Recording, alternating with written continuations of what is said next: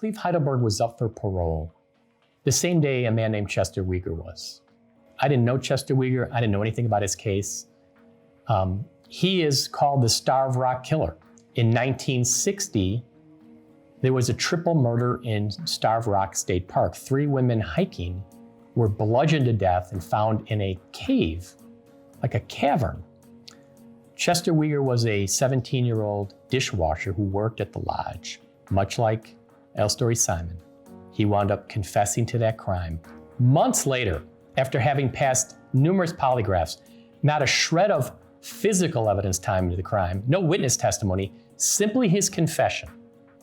And this is before 2 landmark Supreme Court cases. Before Brady versus Maryland, which says the state has to turn over exculpatory information, and before Miranda versus Arizona, which says you have to be told you have a right to an attorney, everything can be used against you. Chester Weger was threatened with the death penalty. The sheriffs told him, you're gonna ride the Thunderbolt, which was the electric chair back in the day. They denied telling that to him, but then one of the other guys in the car that night, a state's attorney, said, no, they did say that, and impeached them. But after Cleve Heidelberg's parole hearing, there was a big article in the paper the next day, and it was denied, parole was denied, that Chester Weger's parole was denied. And this is what caught my eye. He had been claiming he was innocent for almost 60 years, even longer than Cleve Heidelberg. And it struck me as being so similar to Cleve. Here's a guy, if he would have just maybe admitted he did the crime, expressed remorse, maybe he would have gotten parole already.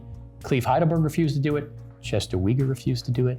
So I thought, gosh, this sounds like a guy like Cleve Heidelberg is so convinced that they have to keep asserting their innocence. And then I saw something in the paper that said the one remaining juror who was alive regretted her guilty verdict.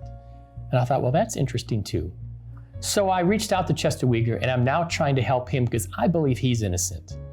And we're gonna be trying to conduct some forensic testing. We're gonna be trying to look at the physical evidence, and it's a work in progress. And I'm hoping we can continue to fight that battle, and I can prove Chester Weger's innocence because I believe in him too.